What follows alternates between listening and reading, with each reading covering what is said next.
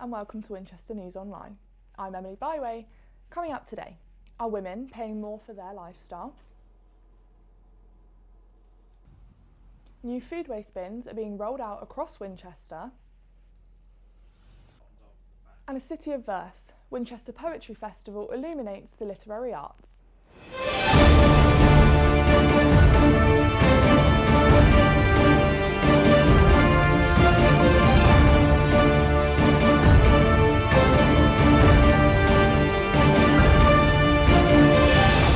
What's the difference between an orange razor and a pink one? Students who identify as women spend an average of £18 more per month than men on beauty products. That's according to an exclusive WINOL survey. Maeve Corbett explains more. Pots and pans? Check. Bed sheets? Check. Books? Check. Clothes? Too many to count. This hair care will set me back a bit. And this makeup, too. 20% of female students spend over £20 a month on period products. And sometimes different razors can cost twice as much just because they're a different colour. Any student will confirm that even with all the perks and discounts, just keeping things stocked can burn a big hole in your wallet. But there's a few extra costs for some of the university population. The pink tax.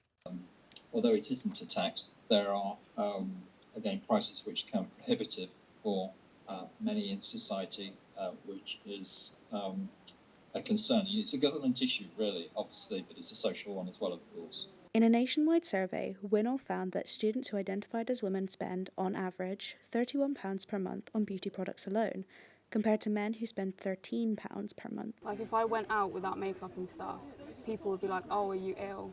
But if a man did it, they wouldn't. It's ridiculous just how much you have to go for the men's alternatives for things to get it cheaper, because otherwise it's such a stupid difference, but it makes a lot when it builds up. You're paying so much more for something that's just pink. It's ridiculous, really. Yeah, I mean, a man could turn up in jogging bottoms, a t-shirt and with greasy hair and nobody would think any different, but if a woman was to do that, I think she'd definitely get a lot more looks. Oh, and what was the difference? Well, this one costs 21 pence per piece. This one costs 41 pence per piece. And all because it's made for women. Maeve Corbett, Winchester News Online. Now, tensions linger over in the United States as the country enters its 7th day of federal government shutdown.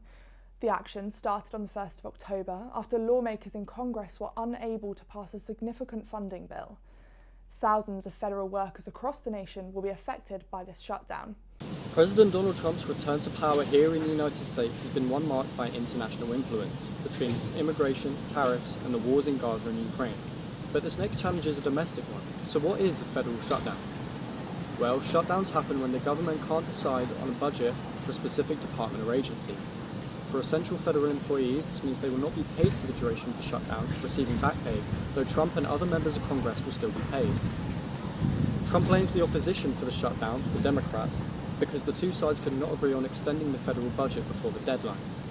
The last time the United States faced a shutdown like this was in 2018, also under Trump, which lasted 34 days leading into early 2019. American citizens will be hoping that the same thing does not happen this time around. About the induction of the new food waste bins. Well, there will soon be small bins provided alongside your large green and black bins in Winchester. Charlotte Pashley speaks to experts about how Winchester will be handling its waste. Food waste in black bins could soon be a thing of the past. Winchester City Council is trialling separate grey outdoor bins starting from this month through to March 2026 to help tackle food waste. We declared a climate emergency back in 2019. The current administration of the council is very keen on doing as much as we possibly can to help protect the environment. And so collecting food waste and recycling food was definitely one of their ambitions. If successful, the scheme could lead to a major environmental benefit, up to 1,900 tonnes of CO2 saved every year. I think it will be overall successful. I think there will be some pockets within Winchester that won't use it for lots and lots of different reasons. The main pushback has been, we don't want another bin, which I get. Space is at a premium, especially in some of the older areas of Winchester. There just isn't space for bins, so I totally understand that. But on the whole, people have been really positive about it and actually really keen to get recycling. Charlotte Pashley, Winchester News Online. Everyone's heard of fraud, but did you know that honey fraud exists? Often bulked out with syrups, the golden jars many of us buy aren't pure honey at all. Our reporter, Jade Edwards-Lowe, attended the annual Hampshire's Beekeeping Association conference at Sparsholt College to find out more. By definition, a natural sweetener produced solely by honeybees from the nectar of flowers. But the majority of what's available on supermarket shelves isn't really honey at all. Look at the label. You might need a little magnifying glass because it's going to be in very small writing. But if it says a blend of honeys from EU or non-EU countries, then I would really question whether that's a real honey. A European Commission investigation exposed large-scale honey fraud across the EU. All honey exports from the UK were deemed to be suspicious, with 3 out of 4 suspicious consignments originating from China. 44 EU operators were then investigated, but only 7 faced further sanctions. Although honey competitions just like this one are an appreciation for authentic honey, there's still many hurdles before supermarket stores start stocking them on the shelves. Despite current labelling laws, imports of adulterated or fake honey are on the rise, particularly from large-scale global producers. We left the EU, we were told we could set our own standards, we've actually lowered them, and we need to make the government take this really seriously, because it's not right that British consumers are now having lower standards of food than we used to have. Hampshire beekeepers are now joining national calls for the government to act, warning that cheap, fraudulent imports are not only misleading the public, but also undercutting the hard work that goes into producing real honey. Jade Edwards-Lowe, Winchester News Online. And 1 in 7 babies in the UK requires admission to a neonatal unit each year. The charity New Life sponsored the Greenham Common Half Marathon this year to raise money for new equipment to help these units improve baby survival rates.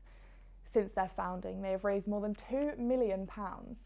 Connor Johnson went along to the event.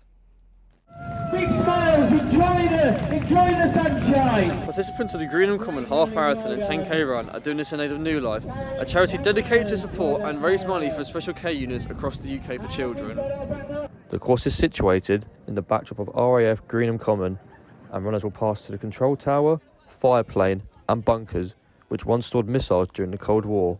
Runners from all around the Berkshire area came down to raise money for a good cause and even had some company along the way. Run Forest Run organised the event and held the Kids Run and Canicross on the same course. And I also know the run directors, so that's why I signed up to the Greenham one, because it's a local race for me. It's for a good charity and for a good cause, and I get to see my friends as well as Fran and my dog. I did a 10k last week. I tried to do sort of 2 or 3 a year, but this year I'm doing a lot more. So this is my last training run, so yeah, I love it. Mark Hayes of Run Forest Run says he hopes to host more of the event in the future.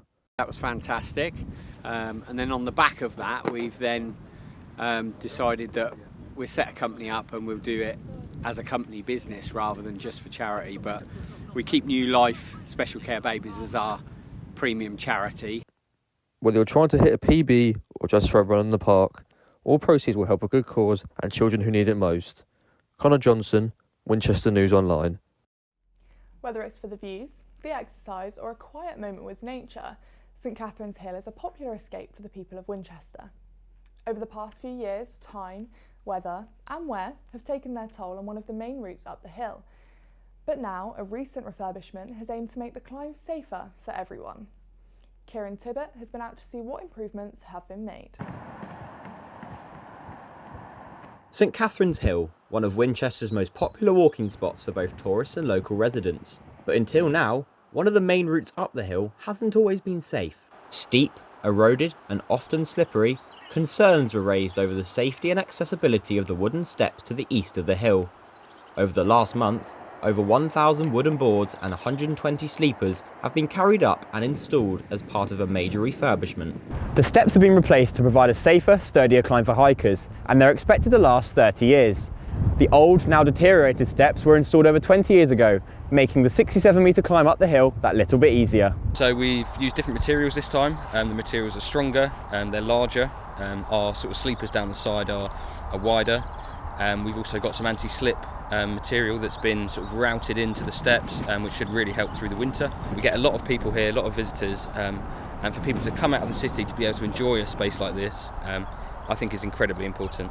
I think they're really positive intervention in the on this hillside. I think they're a fantastic effort, actually. Yes. And they look tremendous. Yeah, they're brilliant. It feels safe and it's easier to climb with them, so I'd do it again. Yeah.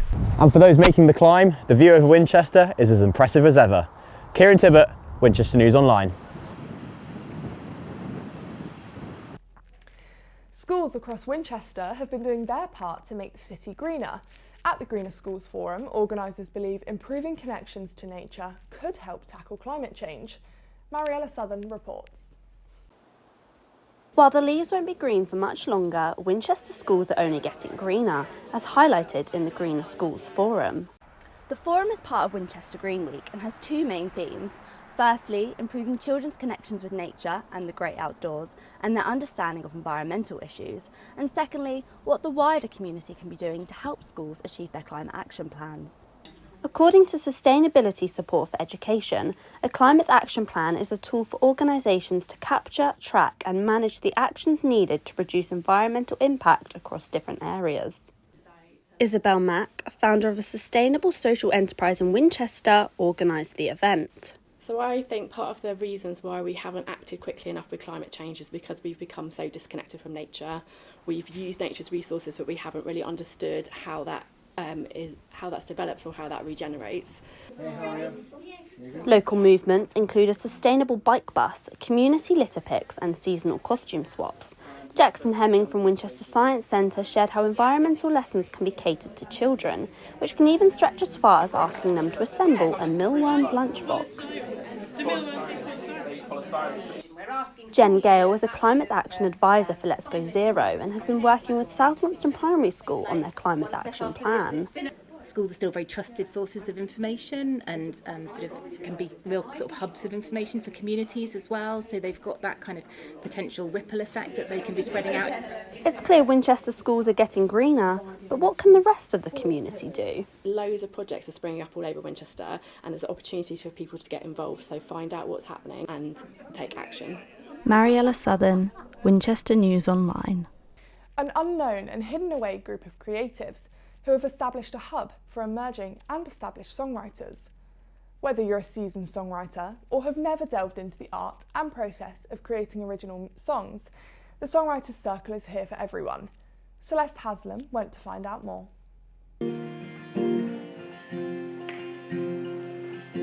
The Songwriters Circle, an inspiring, diverse group of friends and artists. The chapel, their sacred sanctuary where stories and experiences are shared through song. Gentle breeze and safely breathing, no triggers and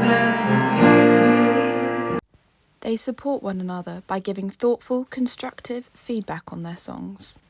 I think it's given me more confidence because I'm meeting other like-minded people, so it makes me feel as if I'm not the only person in the world doing this, because songwriting can make you feel quite vulnerable.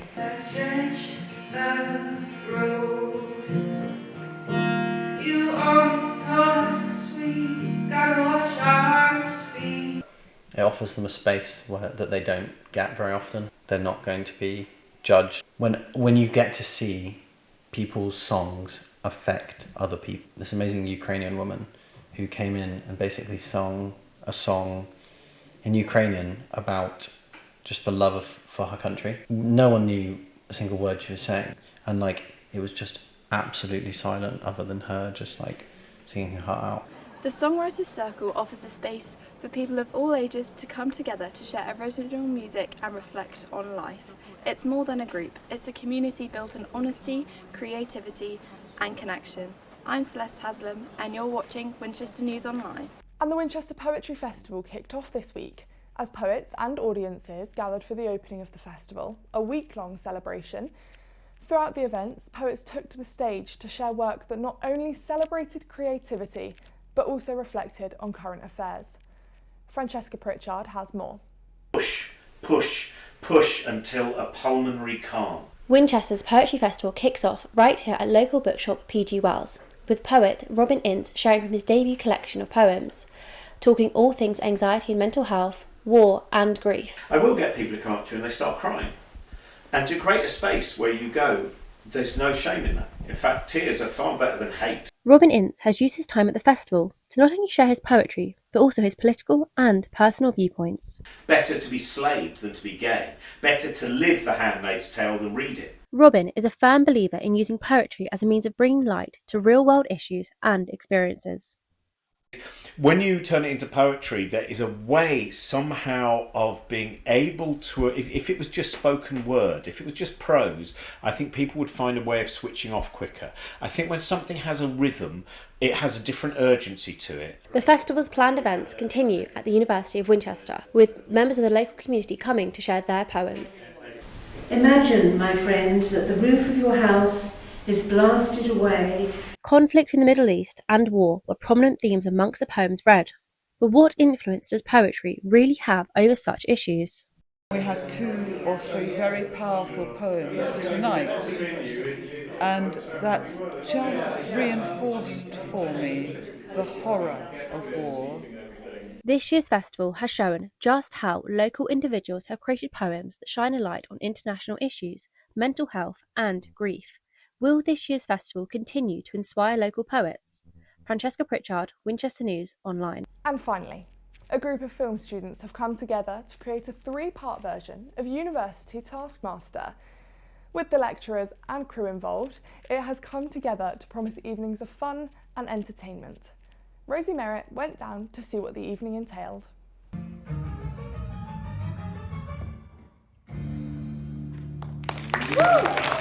Taskmaster is in Winchester, but instead of Greg Davies and little Alex Horn, there's 2 students, and instead of well-known comedians, there are 4 lecturers. This is the second out of 3 live shows that take place in the Stripe Auditorium, with the overall winner being announced at the very end. While the lecturers were good-natured throughout, things got heated in the live games. Right. I'm sorry, he walked and shrugged me. My favourite part actually has just been working with the students. They were brilliant, and we just never quite knew what was going to happen, but we were always in safe hands, so it's been a lot of fun. And the winner of part 2 is Paul Carter. Whilst the lecturer got the glory, it was the students that did the work. For us as the course, the film production course, because it's really helped with integration across all the years. I really liked how that's worked. We've kind of integrated with what's also been brilliant to see our lecturers put themselves out, make fools of themselves. It's been brilliant fun. And that's why kind of we're all here for it, is because it has been fun. Rosie Merritt, Winchester News Online. And that's all we have time for today. Thank you for watching. Goodbye.